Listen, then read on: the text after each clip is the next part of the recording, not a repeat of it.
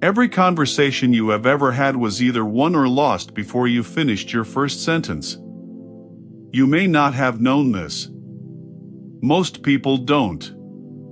They walk through their days believing that communication is simply a matter of saying what they mean and hoping the other person understands, that words are neutral containers for ideas, that if you explain yourself clearly enough, people will naturally see your point, feel your sincerity, and respond the way you hope. This is perhaps the most expensive misunderstanding in human history, and it has cost more deals, more relationships, more moments of connection and possibility than any other single belief a person can carry through their life. Language is not neutral. It never was. Every word you choose is either working for you or against you in the moment you speak it, pulling the person in front of you closer or pushing them further away, opening some door in their mind or quietly, invisibly closing it. The difference between the words that open and the words that close is not random, not mysterious, and not reserved for the gifted few who seem to possess some magical quality of persuasion that others call charisma or charm. The difference is structural. It is learnable. It is a code, and this book is going to give it to you.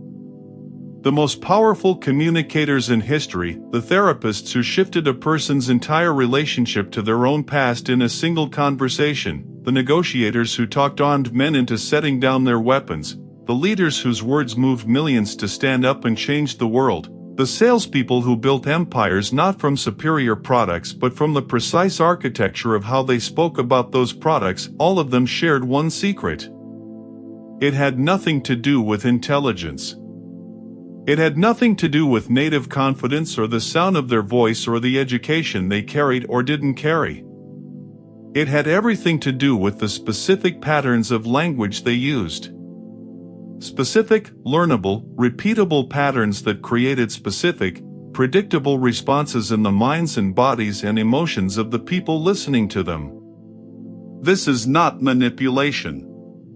Let that word settle and then release it, because it will try to creep into your thinking as you move through these pages, and it belongs nowhere near what you are actually learning. Manipulation is the use of language to deceive, to create a false picture of reality in someone's mind so that they act against their own interests in service of yours. What you are going to learn is something categorically different. You are going to learn precision. The precision to know exactly which words activate which responses in the human brain, and the awareness to use them with intention, to communicate not just what you mean but in a way that actually lands, that actually moves, that actually creates the understanding and the response and the connection you are genuinely seeking. By the time you finish reading, you will never hear a conversation the same way again. The words people choose around you will begin to reveal themselves, their fears, their desires, their deepest values and their most brittle defenses, all encoded in the very structure of how they speak. And when you open your mouth, you will know, in real time, exactly what your words are doing to the person in front of you. Not approximately. Not in theory. Exactly. This is not a promise made lightly. It is the natural consequence of what happens when a person truly understands language, not as a tool of expression but as the medium through which all human reality is constructed, shared, and transformed. Begin. Chapter 1: The Architecture of Influence: How Language Enters the Mind and Changes What Lives There. There is a room somewhere in the history of the 20th century that you should know about. It is a therapist's office, spare and quiet, in Phoenix, Arizona, sometime in the 1950s, and the man sitting across from his patient is not doing what therapists of his era were trained to do. He is not analyzing. He is not interpreting.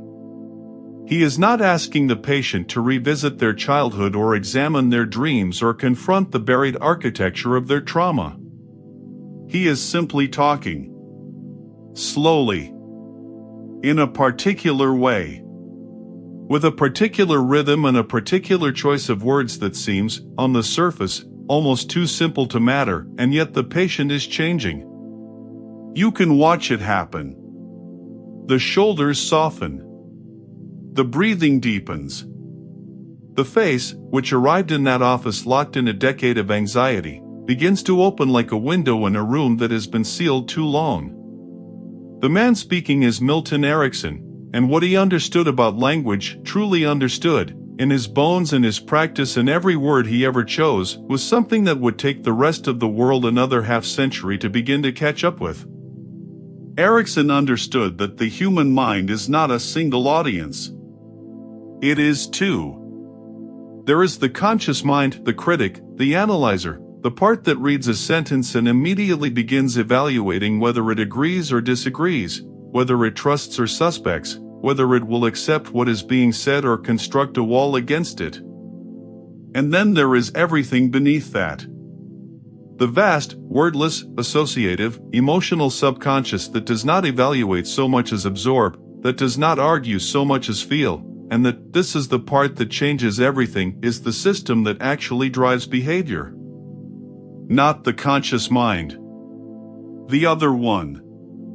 The one that most communicators never even try to reach because they don't know it exists as a separate audience with its own language, its own needs, its own way of receiving and processing and responding to words. What Erickson discovered, and what the researchers who studied him, Richard Bandler and John Grinder, would later systematize into the discipline called neuro-linguistic programming, is that certain patterns of language slip past the conscious critic entirely and land directly in the emotional, subconscious mind, where they take root not as ideas to be evaluated but as realities to be experienced.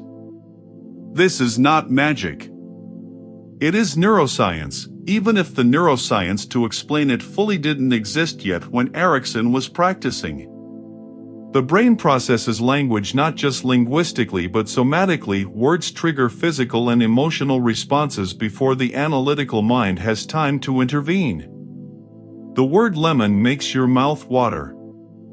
The word nails on a chalkboard makes your shoulders rise. The phrase "someone you love" activates an entirely different neurological state than the phrase "a person you know." Same referent, potentially. Completely different internal experience. This gap, the gap between what words technically mean and what they actually do to the body and the nervous system and the emotional architecture of the person receiving them, is where all real influence lies. Understanding this requires making a distinction that most people have never been taught, and once you see it, you cannot unsee it. Linguists call it the difference between surface structure and deep structure. Surface structure is what the words literally say. Deep structure is what they actually do, the images they activate, the emotions they trigger, the memories they surface, the states they create, the directions they send the listener's mind without the listener even realizing they have been sent anywhere. Most people communicate entirely at the surface. They choose words based on accuracy, on whether the words correctly represent what they are trying to convey, and they never ask the deeper question, which is what those accurate words are doing to the person receiving them. The most influential communicators in the world operate at the level of deep structure. They choose words not just for what they mean but for what they create, and the difference in results is not marginal. It is the difference between a conversation that changes nothing and a conversation that changes everything. Consider The Negotiator. Not a Hollywood version, but a real one, a man named Gary Nosner, who spent decades with the FBI working hostage situations, a man who came to understand that the words chosen in the first 4 minutes of contact with a barricaded subject would determine whether that situation ended in handcuffs or in a body bag. Nosner would tell you that most people, when they encounter resistance, instinctively use language that increases pressure, language that pushes, that argues, that tries to outlogic the other person into compliance. And every time they do this, the resistance doubles, because the brain interprets pressure as threat, and threat activates the very systems, the fight or flight response, the cortisol flood, the narrowing of cognition to a single tunnel, that make rational conversation impossible. What Nosner learned was to use language that did the opposite. To choose words that signaled safety. That communicated understanding before they communicated anything else. That sent the message not "I am here to overpower you," but "I am here and I am with you," and how completely, almost inexplicably, a person's behavior transforms when they receive that message through the specific patterns of language being used with them. Or consider this. A woman walks into a car dealership. She is cautious, skeptical, not entirely sure she wants to be there at all, carrying that particular armor that people put on when they expect to be sold to. Two salespeople approach her at different points during her visit. The first one asks her what she is looking for, listens to her answer, and then begins presenting options based on her stated preferences: rational, helpful, accurate. She leaves without buying. The second one doesn't ask what she is looking for at all. Instead, within the first 60 seconds, he does something that seems almost irrelevant. He asks her where she imagines herself driving first, if she were to find exactly the right car today. Not whether she'll buy. Not what her budget is. Where she imagines herself driving. And something shifts. Not dramatically. Not in a way she could name. But her shoulders drop a half inch, her eyes lose their defensive calculation, and 17 minutes later she is talking about financing. The difference between those two interactions is not personality. It is not charm. It is 12 words in a specific sequence that move the conversation from the surface to the deep structure, from the level of information to the level of experience, and once you are operating at that level, resistance dissolves not because you have overcome it but because you have gone somewhere it cannot follow. This is what you are learning. Not tricks. Not manipulation. The architecture. The actual structure of how language enters a human mind and changes what lives there. And the first tool in that architecture, the first pattern worth understanding, worth practicing, worth weaving into the fabric of how you speak, is what Erickson called the embedded command. An embedded command is an instruction delivered not as an instruction but as part of a larger statement, slipped beneath the radar of the conscious critic because it never announces itself as something requiring a decision. When a therapist says to a patient, "I don't know exactly when you'll begin to feel more at ease, but many people find it happens gradually," the phrase "begin to feel more at ease" is not decoration. It is direction sent directly to the part of the mind that doesn't argue, that simply receives.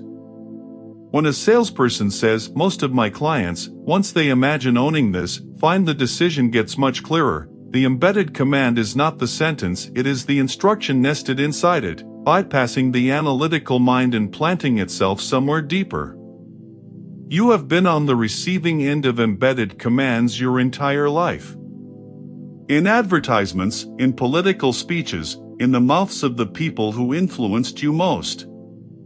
The only difference between then and now is that from this point forward, you will know what you are hearing and you will know how to use it. This is the foundation.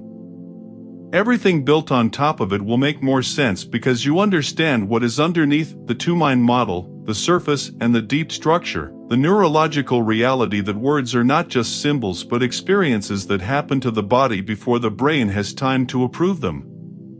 The chapters ahead are going to hand you the specific patterns, one by one, demonstrated through story and conversation and real human encounters, until they become not tools you remember to use but a language you simply speak. But first, you needed to see the architecture. And now you have. Chapter 2, Presupposition and Reality, How to Plant Ideas So Deep They Feel Like the Listener's Own. Her name was Sandra, and she had been selling real estate for 11 years before she stumbled onto something that would change not just her career but her entire understanding of how human beings make decisions. She had been good before.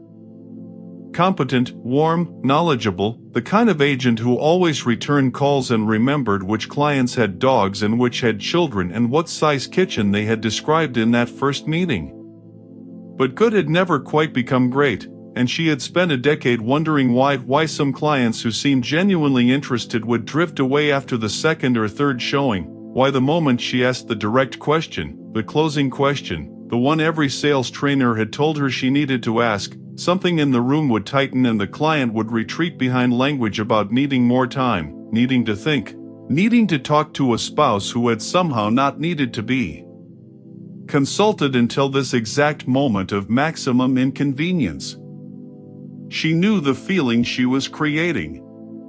She had felt it herself in every high-pressure sales encounter she had ever been on the other side of, the sudden awareness that a decision was being demanded, that a door was closing, that something irrevocable was approaching, and the completely instinctive, almost biological need to back away from it.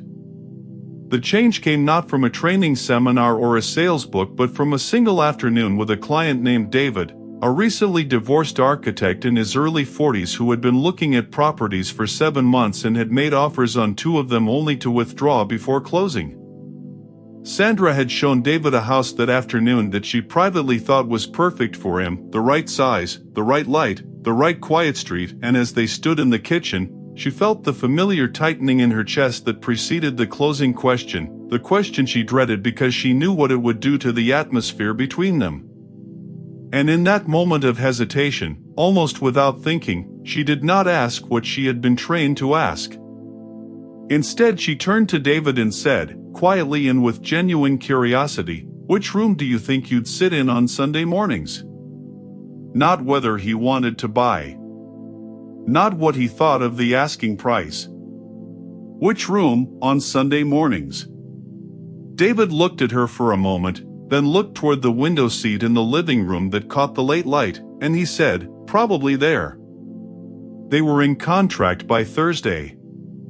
What Sandra had discovered, without having a name for it yet, was the presupposition, arguably the most quietly devastating language pattern in the entire arsenal of human influence, and one so woven into the fabric of daily communication that most people use it constantly without ever understanding what they are doing or why it sometimes works with breathtaking power and why, when the presupposition is working against you, every conversation feels like swimming upstream on water that has no current in your favor. A presupposition is a statement that assumes something is already true, that embeds an idea into the conversation before the listener has the opportunity to accept or reject it, that takes a concept that would have been contested if presented directly and instead smuggles it through the side door of language as if it were already settled, already agreed upon, already part of the shared reality both of you are standing inside. Sandra did not ask David if he imagined himself living there. She asked him which room and the word which carried inside it, invisibly and irresistibly, the assumption that he would be sitting in some room on some Sunday morning, that this was already a place he inhabited in some future that was already decided, already real, already his. The human brain, when it encounters a presupposition, faces a specific cognitive choice that it almost never consciously makes. It can stop and challenge the embedded assumption, unpack the sentence, identify what is being taken for granted, and reject the premise before accepting the rest, or it can simply process the surface content and let the assumption slide through unchallenged into the part of the mind that treats accepted ideas as facts. Almost every brain, almost every time, does the second thing. Not because people are foolish or inattentive, but because challenging presuppositions requires a specific kind of cognitive vigilance that is exhausting to maintain and that the mind, wired for efficiency, instinctively resists. By the time the conscious mind notices that something has been assumed rather than stated, the assumption has already been processed, filed, and in many cases begun to shape behavior. This is not a flaw in human cognition.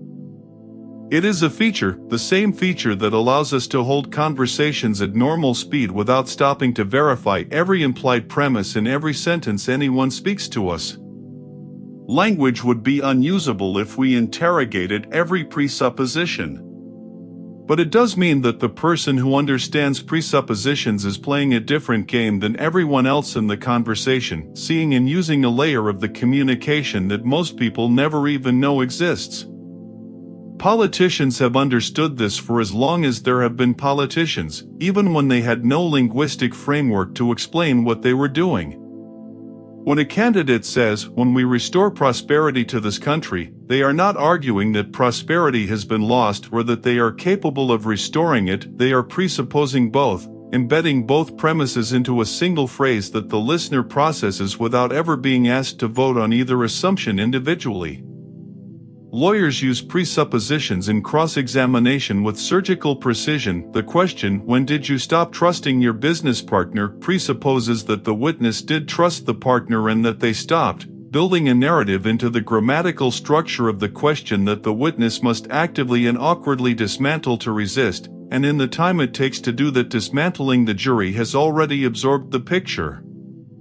Advertisers have built entire industries on presuppositional language. The beer you drink when you've earned it presupposes that you have earned it, that you are the kind of person who earns things, that this particular beer belongs to that identity, all without ever stating any of it as a claim that could be argued with or dismissed. The mechanics of building presuppositional language into your own communication are not complicated once you see them, but they require a fundamental shift in the question you ask yourself before you speak. Most people, before they say something they want the other person to accept, ask themselves how to present the idea persuasively, how to argue for it, support it, make the case for it. The presuppositional communicator asks a different question entirely. How do I speak as though this is already true, and what do I need to say on top of that assumption? The shift is from presenting an idea for consideration to speaking from inside a reality where the idea has already been considered and accepted, and inviting the listener to join you in that reality through the specific grammar and structure of your language. When you move from asking, "Would you like to work together on this?" to saying, "As we move forward on this together," the first thing we should probably decide is where to begin. You have changed not just the words but the entire architecture of the moment. The question creates a fork: yes or no, accept or reject, step toward or step away. The presuppositional statement creates no fork. It creates a path already being walked, and it positions the listener not at a decision point but already past one, already moving, already in motion in the direction you have chosen together. The mind, encountering this construction, must work backward to find the moment of choice that was bypassed, and most minds, most of the time, simply don't bother. They start walking. There is a related presuppositional structure that the most masterful communicators use almost constantly, so naturally that it becomes invisible: the choice frame. A choice frame is a construction that offers the listener two or more options, all of which presuppose the outcome you want, so that regardless of which option they choose, the fundamental direction has already been decided. Would you like to start with the design phase or the planning phase? Presupposes that you are starting. Would you prefer to meet Tuesday or Thursday? Presupposes that you are meeting. Is it the investment or the timeline that we should address first? Presupposes that both will be addressed and that you are moving through this conversation to the other side of it together. The listener experiences the choice frame as autonomy. They are choosing, they are in control, they are deciding, while the gravitational pull of the presupposed outcome draws them gently, inevitably, toward where the conversation was always heading. What Sandra had found in that kitchen with David was not a trick. It was a truth about how human beings actually enter decisions, not through direct confrontation with a choice but through gradual immersion in a reality where the choice has already been made and what remains is simply the living of it. The finest negotiators know this. The finest therapists know this. The finest teachers, the finest lovers, the finest leaders have always known this, even when they could not articulate the mechanism. They speak in presuppositions not to deceive but because they understand that the mind moves toward what it can already see itself inside of, and that the language that creates that inner picture is more powerful than any argument ever constructed at the level of the conscious, evaluating, endlessly skeptical surface mind. Give a person a choice between yes and no, and you have given them a wall to lean against. Speak to them from inside a future where the best outcome has already arrived, and you have given them a direction, and a mind with a direction is a mind that has already begun to move. Chapter 3, The Emotional Lever, How to Speak Directly to What People Feel Instead of What They Think. Two doctors walked into two different rooms on the same afternoon in the same hospital, carrying the same information to two different patients who had received the same diagnosis. The diagnosis was serious but manageable, the kind that required lifestyle change and consistent treatment and a particular quality of patient cooperation that, statistically, made the difference between excellent outcomes and devastating ones. The first doctor sat down, opened the chart, and delivered the information the way he had been trained to deliver it, clearly, accurately, thoroughly, with the kind of calm clinical precision that medical schools prize and patients frequently describe, afterward, as feeling like being read a weather report about a storm happening to someone else. He covered every relevant fact. He answered every question. He left nothing medically important unsaid. His patient nodded throughout, thanked him at the end, and walked out of that room, and over the following months took his medication inconsistently, made approximately 40% of the recommended dietary changes, and returned for follow-up appointments with the slightly glazed compliance of a person going through motions they have not yet made their own. The second doctor sat down and did not open the chart immediately. She looked at her patient for a moment, really looked, the way people look when they are actually seeing someone rather than preparing to present to them, and she said, quietly, "I imagine you've been carrying a lot of worry coming into today." The patient, a woman in her mid-50s who had spent 3 days convincing herself she was probably fine, felt something release in her chest that she hadn't known was held. And from that single sentence, that single moment of being met before being informed, the entire conversation that followed had a different quality, not less medically rigorous, not less complete, but received differently, absorbed differently, carried out of that room differently. This patient took every medication on schedule. She restructured her diet within a week. She came to every appointment not with glazed compliance but with questions, with engagement, with the particular motivated investment of a person who feels that what they are doing matters because someone communicated to them, through the specific texture of the language they used, that they themselves matter. Same diagnosis. Same information. The only variable was the emotional architecture of the language used to deliver it. This is the truth that changes everything about influence, and it is a truth that runs so directly counter to how most educated, intelligent, well-intentioned people have been trained to communicate that it can feel almost offensive the first time it lands clearly. People do not make decisions with their logic and then justify them with emotion. They make decisions with their emotion and justify them with logic. The logical case, the facts, the figures, the rational argument constructed with care and precision, is not the engine of human decision-making. It is the story people tell themselves afterward about why they did what they were already going to do the moment their emotional state tilted in a particular direction. The research on this is not ambiguous. Antonio Damasio spent years studying patients with damage to the emotional centers of the brain who retained perfect logical function, and what he found was not a population of clear-headed rational actors freed from the messiness of feeling, it was a population of people who could not make decisions at all. Without emotion, the logical mind has no basis for preference, no ground to stand on, no way to distinguish between options that are intellectually equivalent. Emotion is not the enemy of good decisions. It is the mechanism by which decisions become possible, and any language pattern that ignores this is operating at a fraction of its true potential power, building elaborate logical structures on ground that was never where the actual decision was going to be made. The first skill in emotionally targeted language is one that most people skip entirely in their urgency to communicate their own content. It is the skill of emotional pacing, and without it every other technique in this chapter is weakened almost to uselessness. Emotional pacing is the act of matching the emotional state of the person you are speaking with before attempting to move them anywhere, And it works because of a principle so fundamental to human psychology that it operates below conscious awareness. A person whose emotional state is not acknowledged does not feel heard, and a person who does not feel heard is not open. They are defended. They are waiting for you to finish so they can respond, or they are quietly cataloging the ways in which you have failed to understand them, or they are simply, and this is the most common and most costly outcome, somewhere else entirely while their body sits politely in front of you. The second doctor paced her patient in the first sentence she spoke. She named the emotional reality, the worry, the waiting, the weight of the days before, and in naming it, created the felt experience of being understood, which is the only reliable foundation on which any subsequent communication can actually build.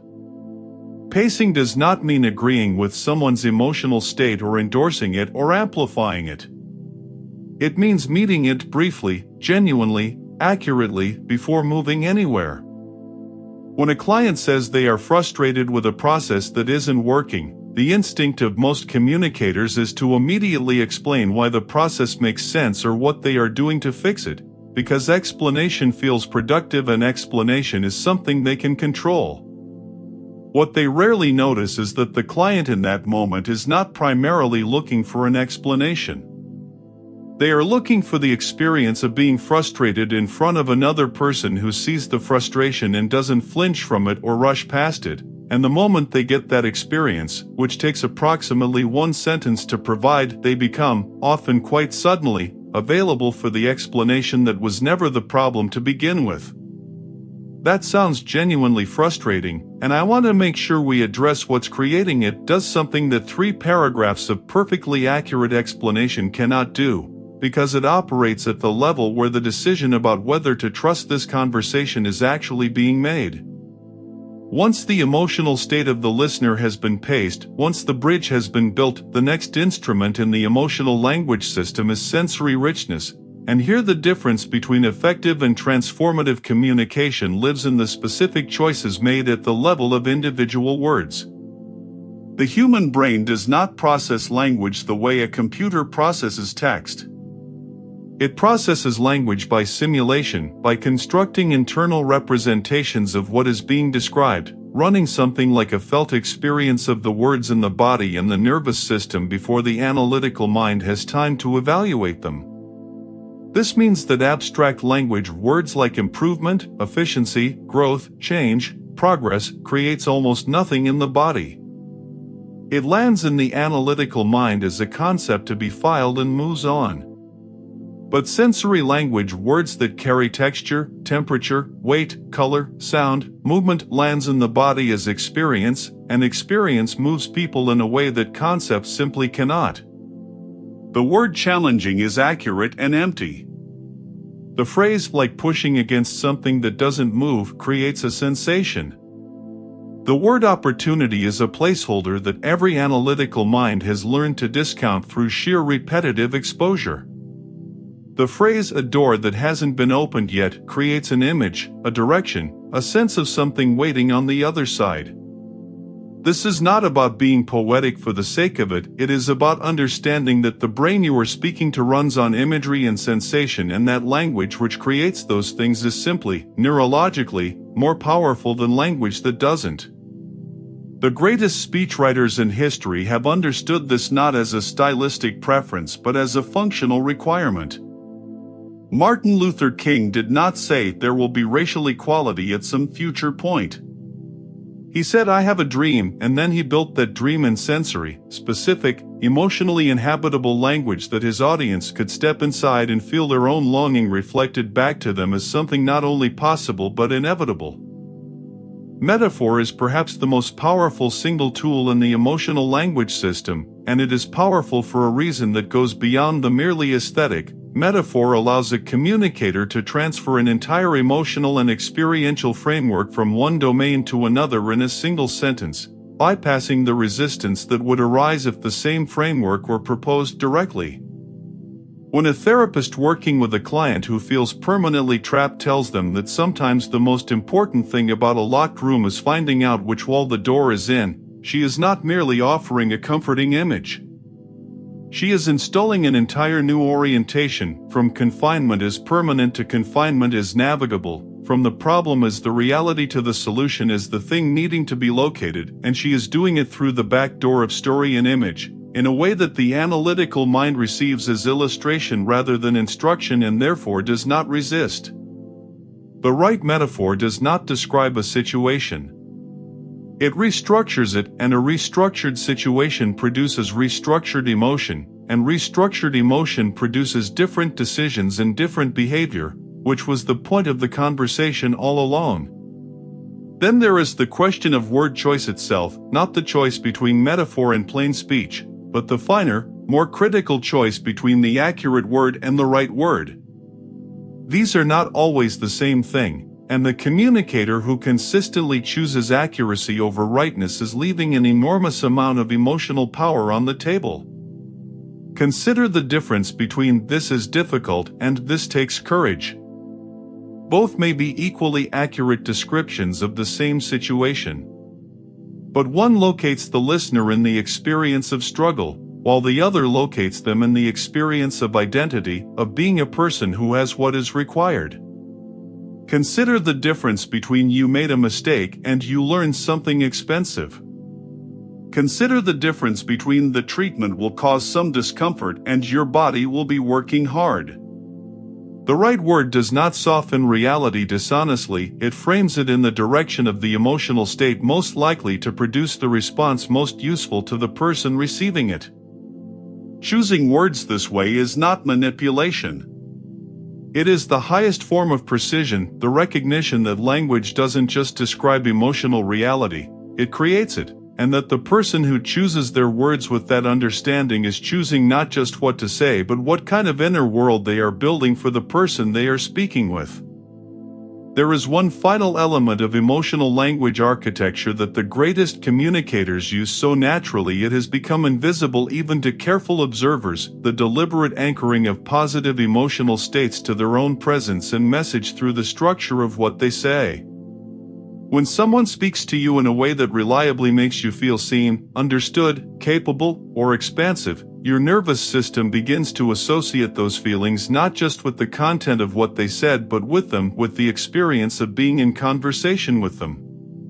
This is anchoring, and it happens not through mysterious charisma but through specific language choices made consistently over time, the language that attributes positive qualities to the listener rather than demonstrating the speaker's knowledge. The language that places the listener as the protagonist of the story being told, the language that makes every exchange feel like a collaboration rather than a presentation. The second doctor in that hospital room was not more talented than the first. She simply understood, whether consciously or not, that a person who feels met, seen, and accompanied is a person whose emotional state has already tilted toward trust, and that trust is not the reward for a good argument but the ground on which all good arguments finally have somewhere to land. Chapter 4: Resistance is the Message: How to Use Language to Turn Opposition into Agreement. His name was Dominic, and he had been sitting across the table from the same counterpart for 3 hours and 14 minutes when he finally stopped doing the thing that every instinct in his body was screaming at him to do. He stopped pushing. Not because he had given up, not because he had run out of arguments, he had more arguments, better arguments, arguments he had prepared across 2 weeks of research and strategic planning that he believed, genuinely believed, were airtight.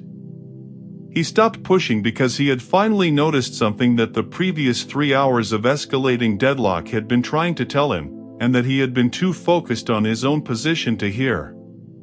The man across the table, tense, arms folded, jaw set in that particular configuration that experienced negotiators learn to read the way sailors read weather, was not resisting the offer. He was resisting the experience of being moved.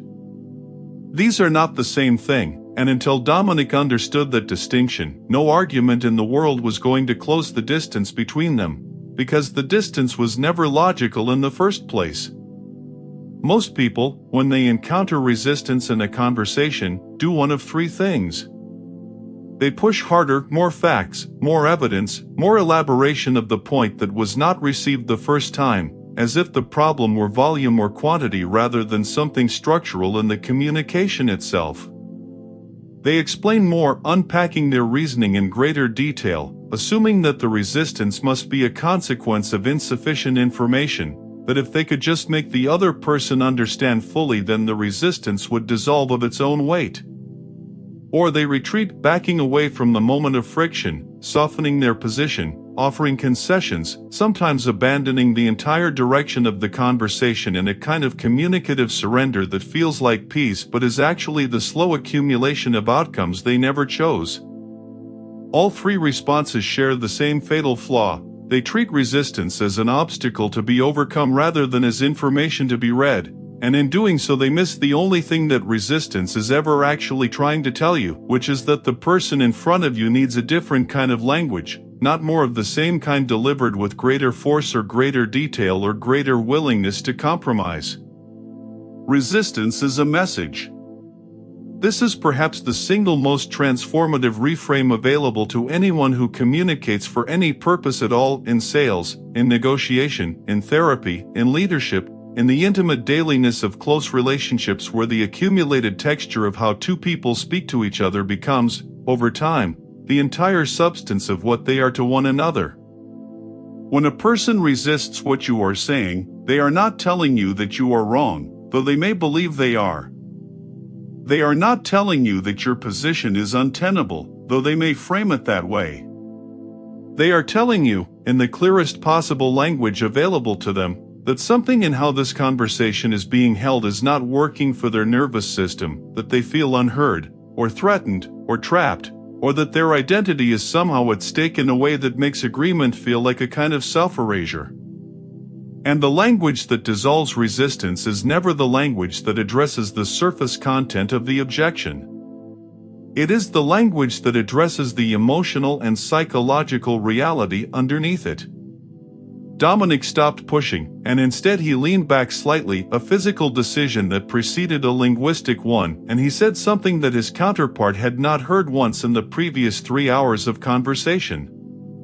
He said, "You know, I think I've been approaching this in a way that hasn't made sense for you, and I'd rather understand where you're coming from than keep talking past each other." 12 words of genuine acknowledgement, and the atmosphere in that room changed in a way that 3 hours of superior argument had not been able to produce. The arms unfolded. Not all the way, but enough. What Dominic had used, without calling it by any name, was the agreement frame, one of the most elegant and least understood patterns in the language of influence, and one whose power comes from the fact that it does the one thing no argument can do: it removes the adversarial structure of the conversation entirely, pulling both parties out of their opposing positions and placing them, at least momentarily, on the same side of the table, looking at the problem together rather than at each other. Across it. The agreement frame is not agreement with the content of the objection. This is a distinction that matters enormously, because the most common misunderstanding of this pattern is that it requires you to concede your position, to pretend you have changed your mind, to perform a capitulation that neither party actually believes. It requires none of those things. What it requires is agreement with the right to have the objection, with the emotional validity of the resistance, with the humanity of the person doing the resisting, and this kind of agreement costs nothing, surrenders nothing, and opens everything. I understand why that feels like a risk from where you're sitting. Does not mean the risk is real. That makes sense given what you've experienced before. Does not mean their experience is an accurate guide to the current situation. It means you have seen them, and in the specific neuroscience of human threat response, being seen by another person, genuinely seen, not managed or handled or strategically validated, activates a de-escalation of the very systems that were producing the resistance in the first place. The walls come down not because you have argued them down, but because the person behind them no longer needs them. From the agreement frame, the master communicator moves naturally into the reframe, and here the language becomes something close to artistry, because the reframe is the technique of taking the exact content of the resistance and rotating it until a different face is visible, until what looked like an obstacle reveals itself as something else entirely, without ever arguing that the original perception was wrong. A client who says this is too expensive is not presenting a mathematical objection that requires a mathematical response. They are presenting a value equation, a felt sense that what they would receive is not worth what they would give, and responding with a breakdown of the price or a comparison to competitors addresses the surface while leaving the equation itself completely untouched. The reframe addresses the equation. What would it cost you to stay where you are for another year? Does not argue with the expense. It rotates the entire frame of reference from what this costs to what not choosing this costs, and in that rotation the emotional arithmetic of the moment changes without any fact having been disputed. Most people who felt that way initially found that the question wasn't about the price but about whether they trusted that it would work. Does something even more subtle. It moves the resistance from a statement about the offer to a question about confidence, which is a completely different conversation with completely different available moves. The pace and lead is a pattern that operates in sequence, and its sequencing is everything. Get it wrong and it becomes manipulation. Get it right and it becomes the most natural feeling conversation a person has ever had with someone who ended up changing their mind entirely. Pacing, as established in the previous chapter, is the act of matching the emotional and cognitive state of the other person before attempting to move them. But pacing without leading is empathy without direction, warmth without destination, and in the context of resistance it leaves both parties sitting together in the stuck place rather than moving through it. The lead is the gradual introduction of a new direction, not a counter-argument, not a challenge to the resistance, but a gentle reorientation of attention, a question asked or a perspective offered that creates a small movement in a new direction, so small that the resistant mind does not register it as a challenge and therefore does not mount a defense against it. The pace and lead works because resistance is not a wall, it is a current, and the communicator who tries to swim directly against it exhausts themselves and moves nowhere, while the one who angles gently across it, matching its flow before gradually redirecting it, finds that the current itself becomes the vehicle for the movement they were seeking. There is a technique that sits somewhat apart from the others in its mechanism and its impact, and it is called the pattern interrupt, the deliberate disruption of the predictable sequence of the resistance itself. When a person resists something, they are not simply expressing a position.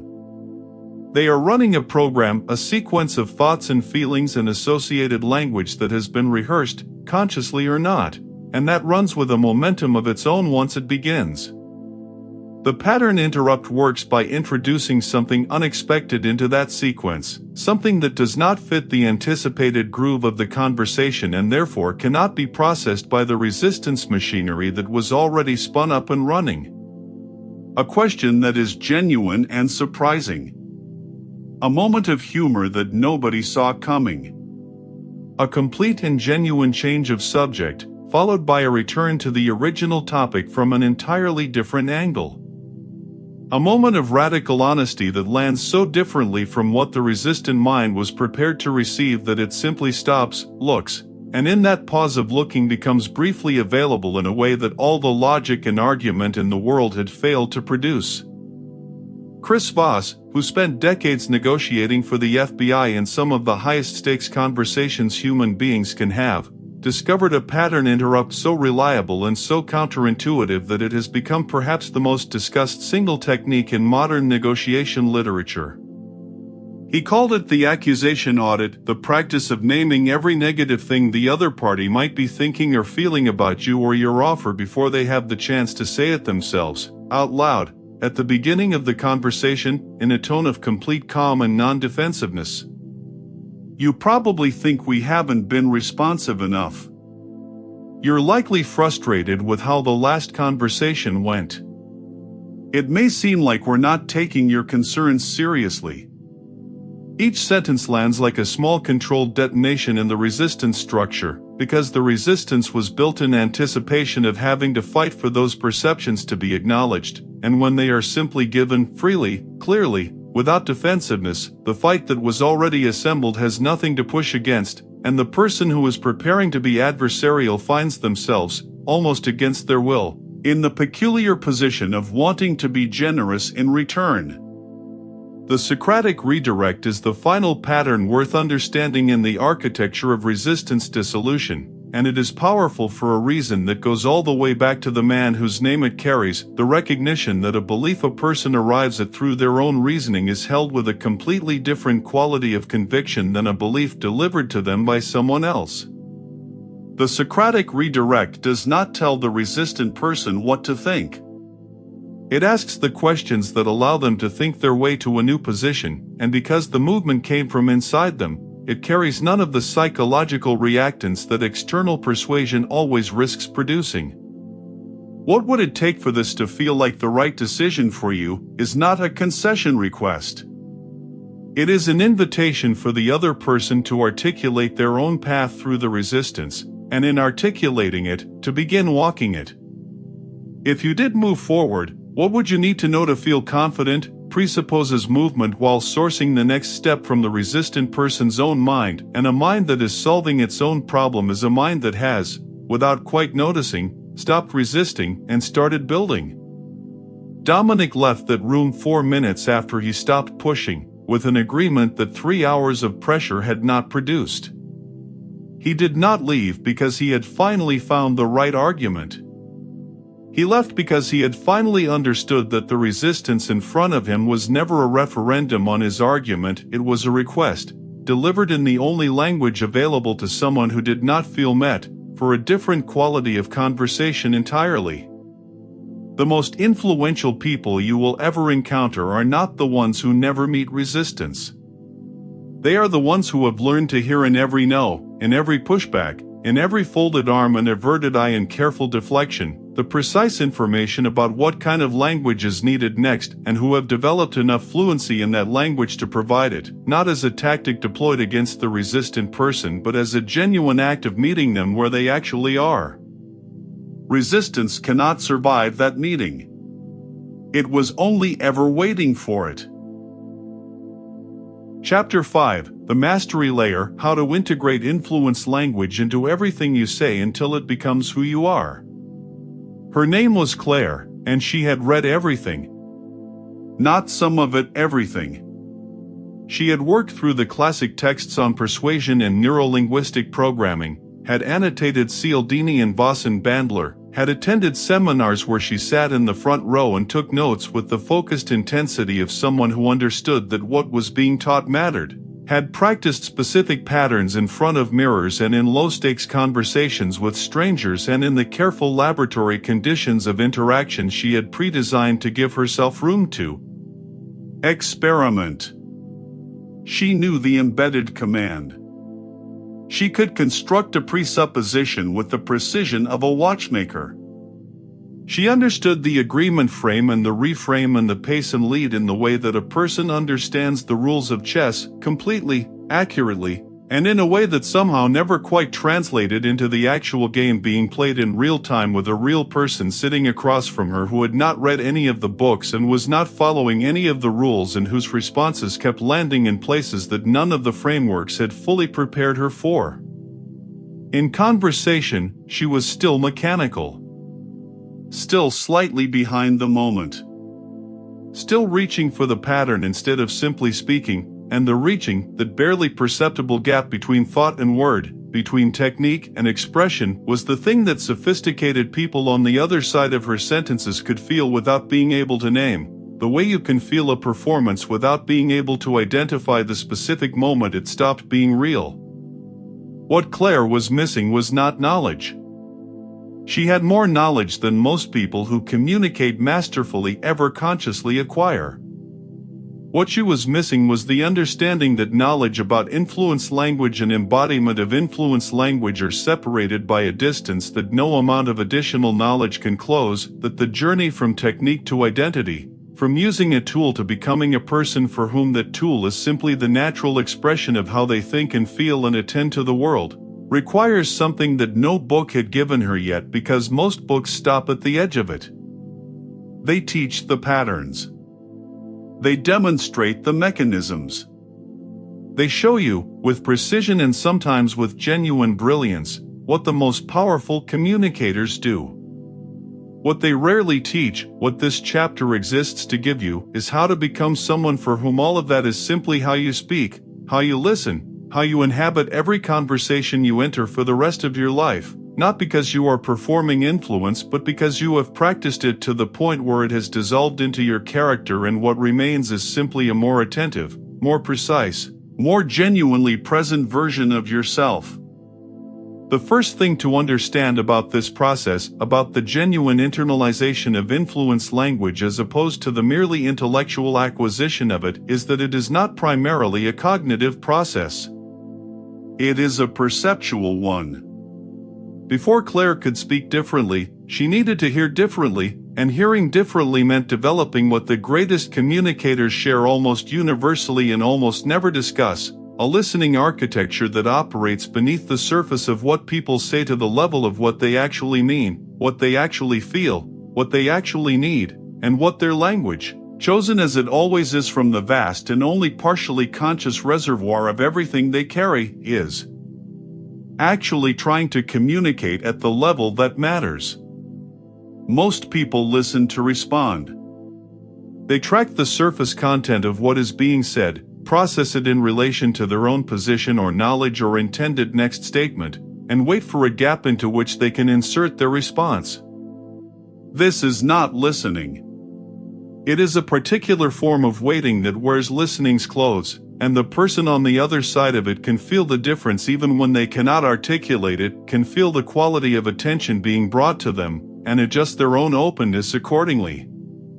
Real listening, the kind that makes influence language not just possible but inevitable, is listening for the whole person speaking.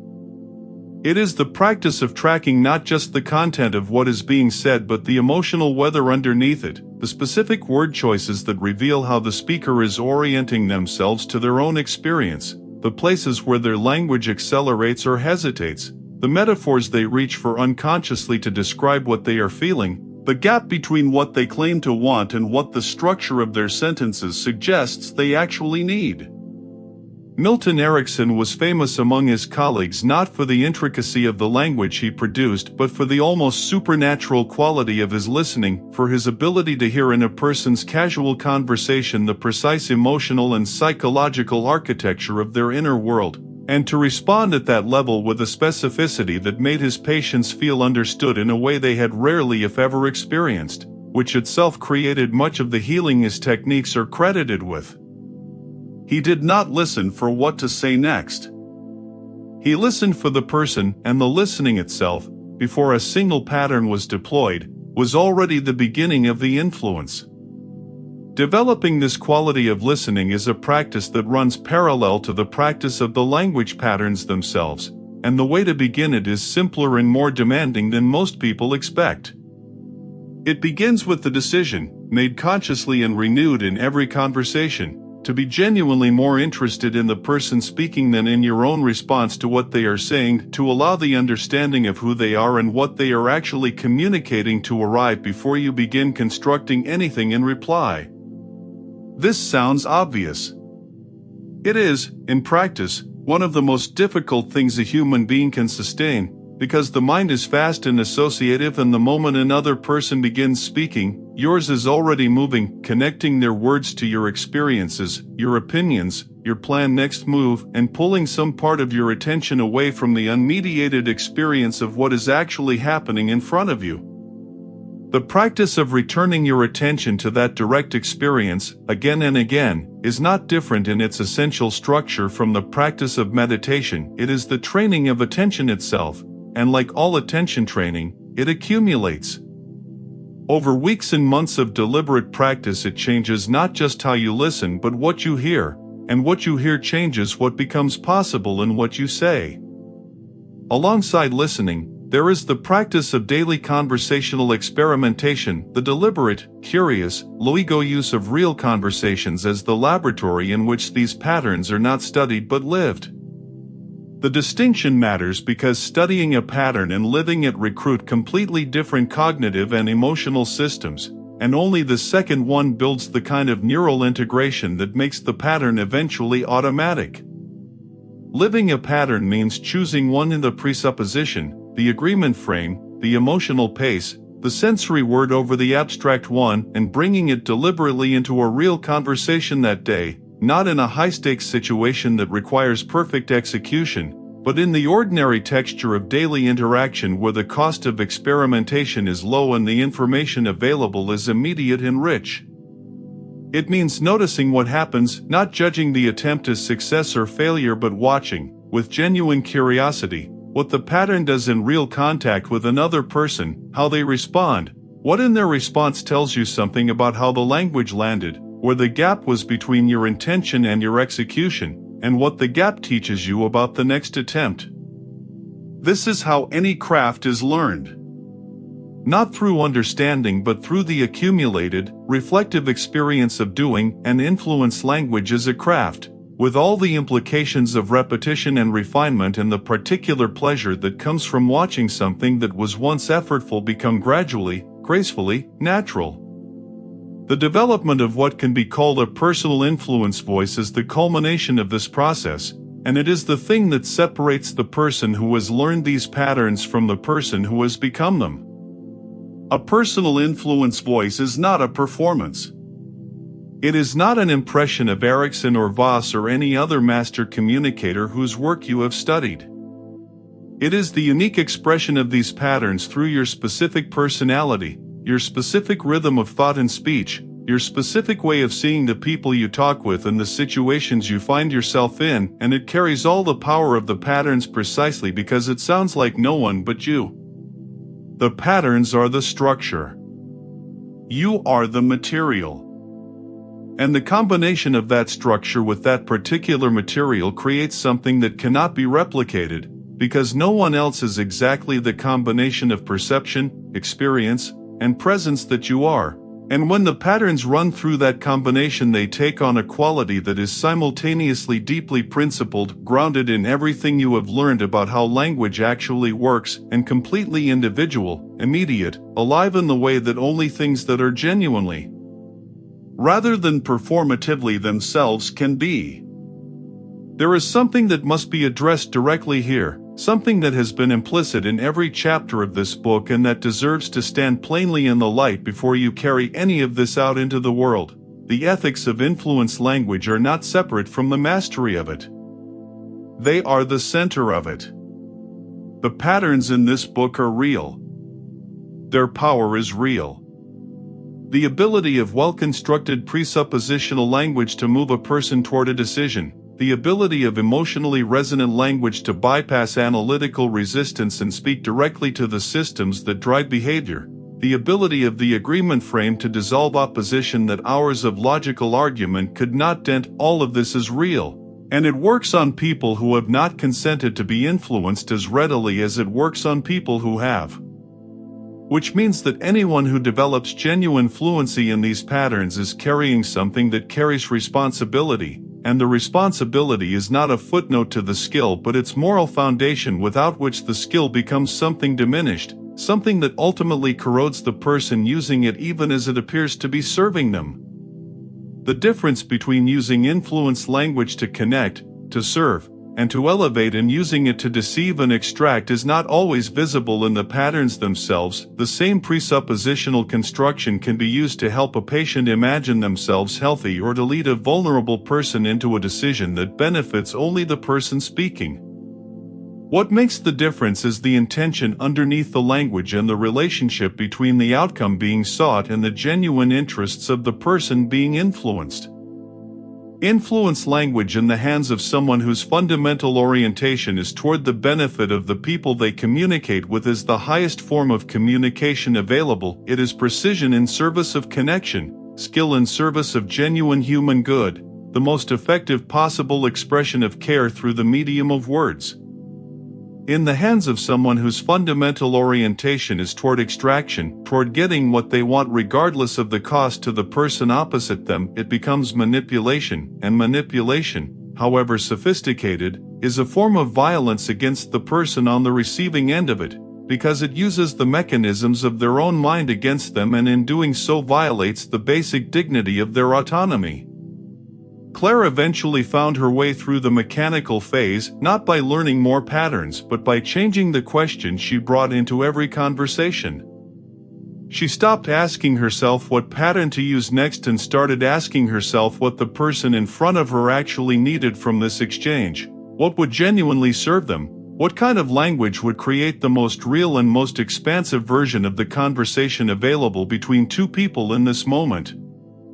And from that question, the patterns began to arise naturally, not as techniques retrieved from memory but as the most precise available expressions of a genuine intention, shaped by everything she had learned into forms that fit the specific human moment in front of her.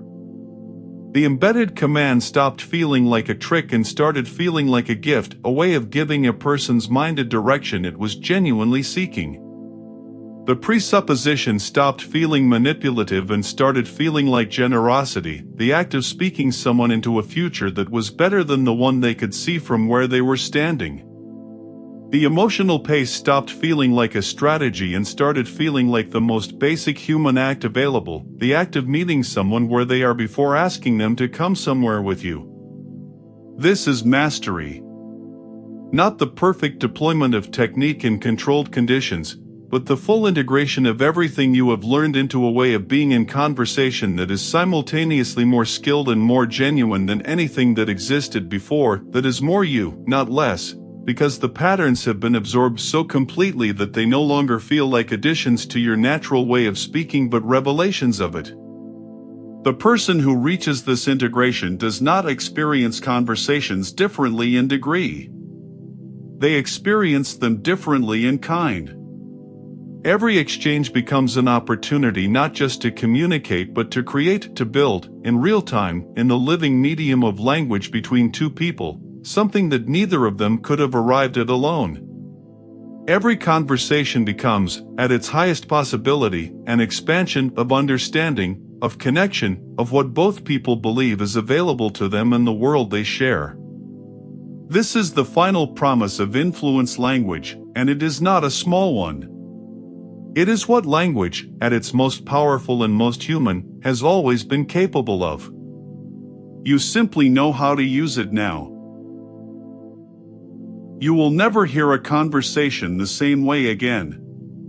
There is a moment coming, perhaps later today, perhaps tomorrow morning, perhaps in the next hour, when you will walk into a conversation carrying everything you now know.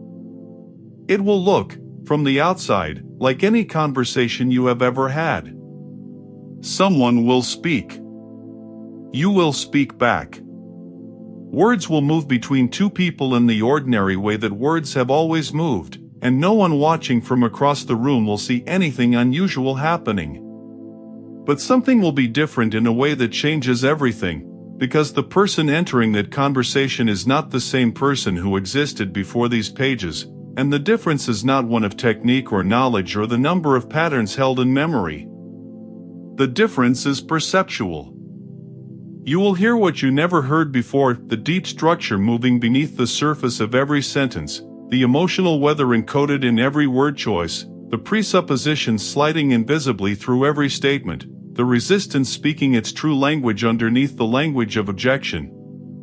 You will hear all of it, simultaneously, the way a musician hears a piece of music differently after years of training, not with less pleasure but with more, because more is audible, more is alive, more is present in every moment of sound than the untrained ear could ever access.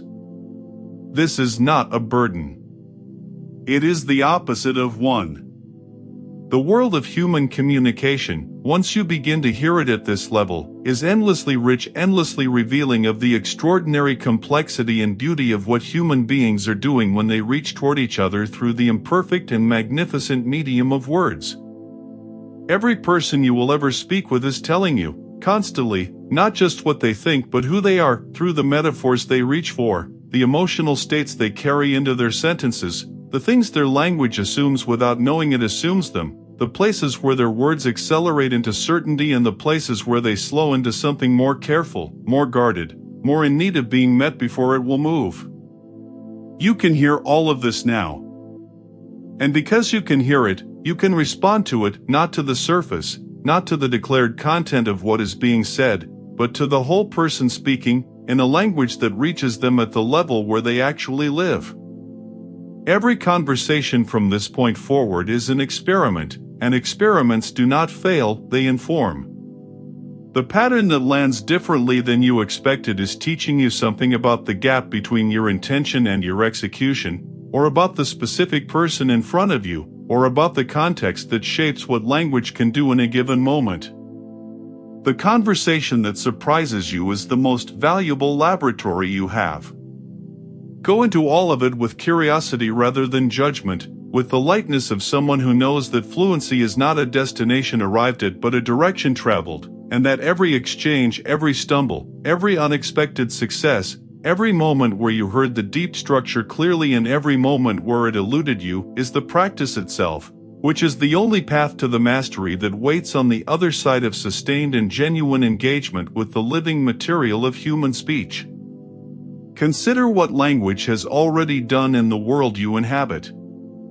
It built every civilization that has ever existed and dismantled the ones that fell. It created every law, every religion, every philosophy, every work of art that began as a story told between two people before it became anything larger. It started wars and ended them, sometimes with the same words arranged in a different sequence. It has been the vehicle of every love that was ever declared, every wound that was ever opened, every wound that was ever healed. The words spoken between a parent and a child in the first years of a life shape that life more profoundly than almost any other force available, and those words are just words, arriving in the ordinary moments of ordinary days, carrying inside them the architecture of what the child will come to believe is possible, is safe, is true about themselves and the world they are entering. Language shaped all of this. Language is still shaping all of this, in every conversation happening in every language in every corner of the world at this exact moment, and the person who understands language understands human beings at the deepest level that one human being can understand another. You understand it now. Go speak.